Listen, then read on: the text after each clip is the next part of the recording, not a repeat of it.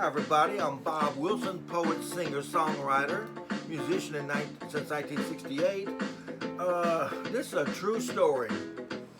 I'm a big fan of Muhammad Ali since 1964, and I'm going to tell a short, true story because I wrote a song. The favorite saying that Muhammad Ali always said, which was, being kind to people pays my rent in heaven.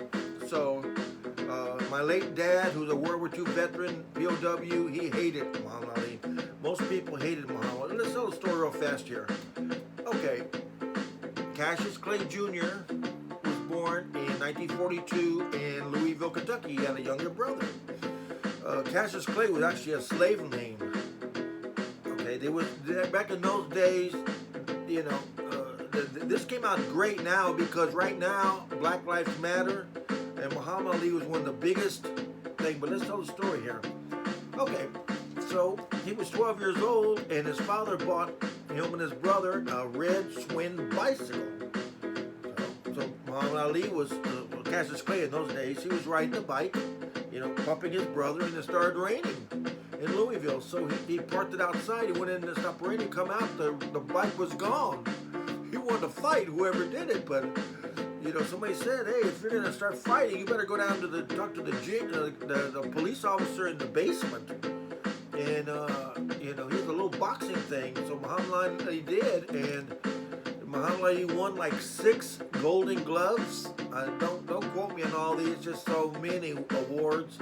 And then at 18 years old, they wanted him.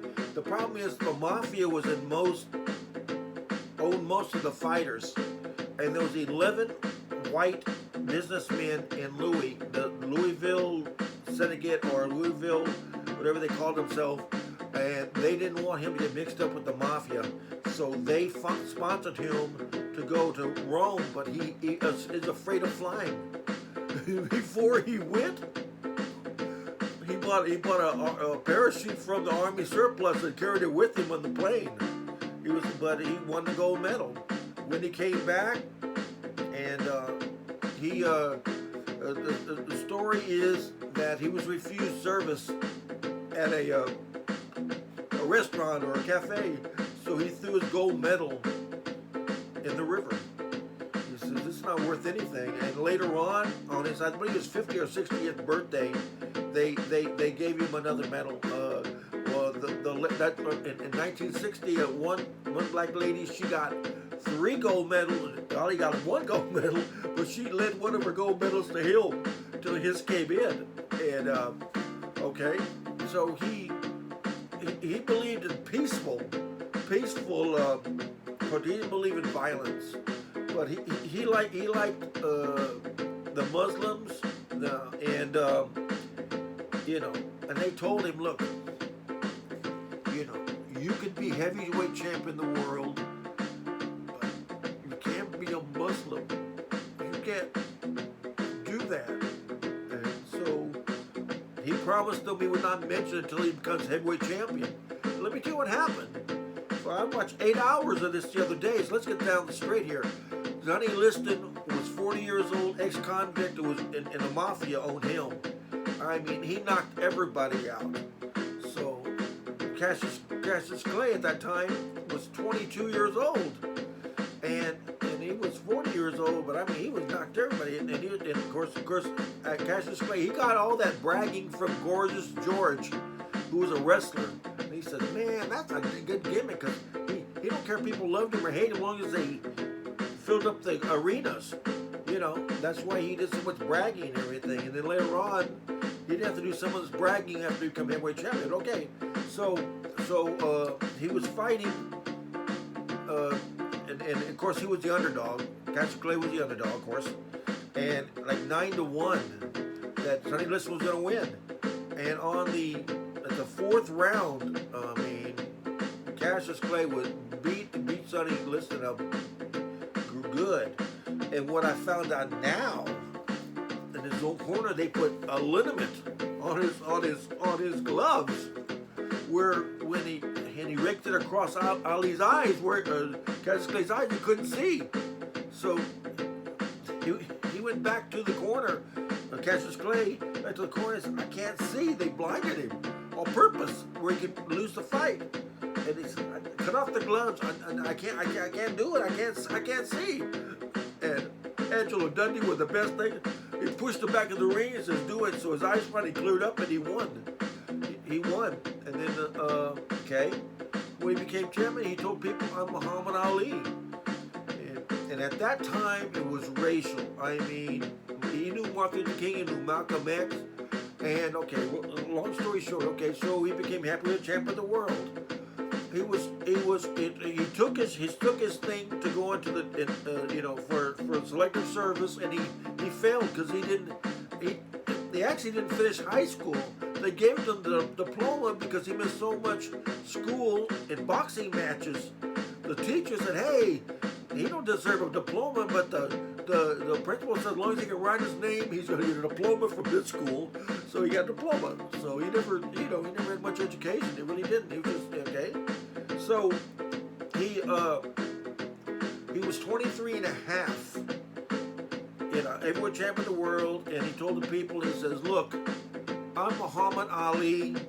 I'm a Muslim. I don't believe in killing people and everything. And then the government, they were wiretapping him, Malcolm X, and the people for the religion he was at, and there were wiretaps and everything. So the government was getting millions of dollars from his fight as taxes. So, why try to send him to Vietnam? And if they sent him to Vietnam, they wouldn't have made him fight anyway. He would have just been like Joe Louis or something. Okay, let me tell you. So they reclassified him 1A, and he told him, says, none of those people over there ever called me a nigger. Back in the 60s, a black athlete especially, do not stand up for yourself. He says, if you want to kill me, put me against a wall and a machine gun. If you want to send me to prison for 5 years, I'll do it. I've been in prison for 400 years already. And my father hated him. They go to the thing to see that, okay? So he refused, but they told him, look, Ali, look, he was Muhammad Ali then. He said, look, go to the basic training and you just do boxing things for the troops before they go to Vietnam. And he said, I can't do it. I can't do it, sir. He says, you know what you're doing? We're going to take away your title, your passport. We want to put you in prison for 5 years and a $10,000 fine if you do not do this. And he said, I'm not going to do it. I'm not gonna lead young boys to slaughter. He says, well, they did it. They took his title away. For 3.5 years, he couldn't box. He was doing lectures at colleges and stuff. They were paying like $1,000, and he was borrowing money and everything. And then he kept in shape. And no one ever comes back after you've been out 3 or 4 years. But he fought Jerry Quarry and he won. And finally, in fact, they were going to put him in prison. What kept him out of prison, the people don't know, what kept him out of prison was that they're doing wiretaps on him and trying to get him because they were tapping him, Malcolm X, what they killed, Malcolm X, and the thing, and that's what kept him out. And at the very end, they were going to do the unanimous plea to put him in federal prison for 5 years. And one of the justices, he's a conscientious objector. And so 1970 they did it. And then also he got one of the best lawyers. I think it was Martin Luther King's lawyer. And they said, look, you took away his boxing thing, his boxing license. There's murderers and criminals with boxing license. So they finally did it. But the comeback was hard. The fight of the century was Joe Frazier was now the champion, and then Ali was champion, and Ali lost that fight. That was the fight of the century, but they fight the thing. So, but he kept working, and he won in Zaire, Africa. He won the heavyweight champion for the second time. Okay, and the religion was they were stealing his money blind. He was not managing his money very well at all. He was going to bed with a lot of women, man. His first 3 marriages, he went to bed with a lot of women, man. And you know, and then and also whenever he couldn't fight, he was talking about him being broke. So the church that was getting $1 million from him kicked him out. So they kicked him out, took his heavyweight championship away. Let's talk about here for a minute. Heavyweight championship away, kicked him out of his church, could go to prison for 5 years, took away his passport, his way of making a living, and a $10,000 fine. Whoa, that'd kill anybody, but no, people don't know that he was for everyone. When he went to Zaire, the dictator over there of that country, those people didn't have electricity or running water or anything, and they looked up to him as their savior. You know, Ali Boumaier, Ali killed him. And the thing was, Ali was 32, and George Foreman was like 28, but George Foreman was much bigger and stronger. So Ali did the rope-a-dope, and people said, "What are you doing?" He was there just covering up and talking to him and everything, and George Foreman beat him till George Foreman got tired, and Ali knocked him out. Okay, so he worked. Okay, he win, and a few things that his jaw cracked on with Kenny Orton. Okay, he come back on that. He did different things, and then he got where he wasn't doing as good a road work, and he did Leon Smith. Leon Smith beat him, and man, I can't go down like this. I can't go down, out of shape. So he got himself in shape, and he beat Leon Smith. He should have stopped there, but he was giving money to everybody. He was anybody with a hard luck story, he would help him. He didn't want to be like one of the other boxers. I forgot what his name was. He sat down and he stood there hours signing autographs. Anyone needed money, he'd give them money, man. He, and then in 19, he did about 3 more fights after that, and then he got Parkinson's disease in 1985, and he said that God was punishing him for going to bed with so many women, I think.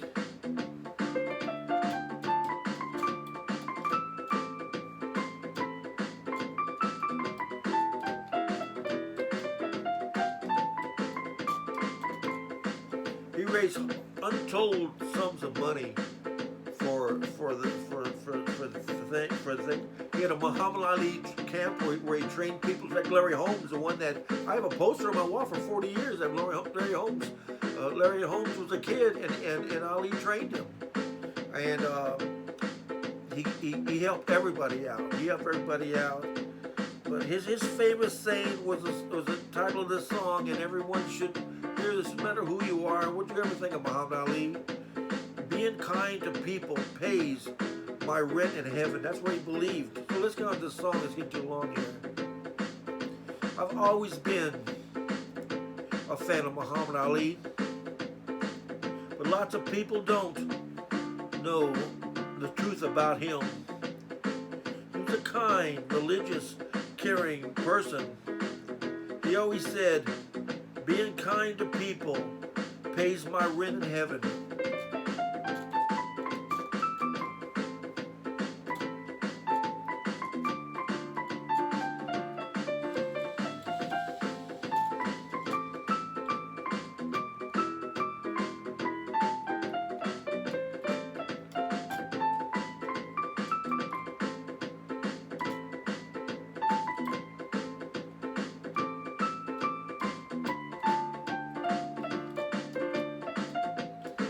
He got married to his 4th wife. In 1985, he got Parkinson's disease, and he yeah, Parkinson's disease, and his fourth wife actually lived across the street from him in Louisville. She handled his money.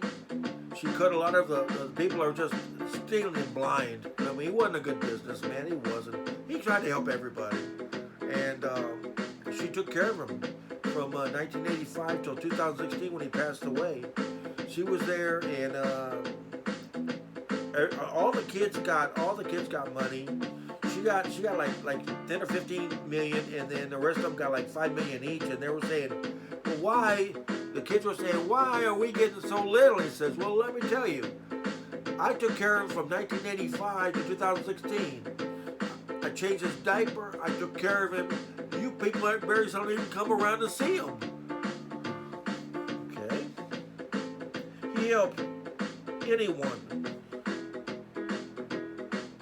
that he met. He gave autographs and money. I mean, hours and hours he spent of his time he gave the people for free. Even with a crippling disease, he still cared. But his favorite saying was, being kind to people pays my rent in heaven.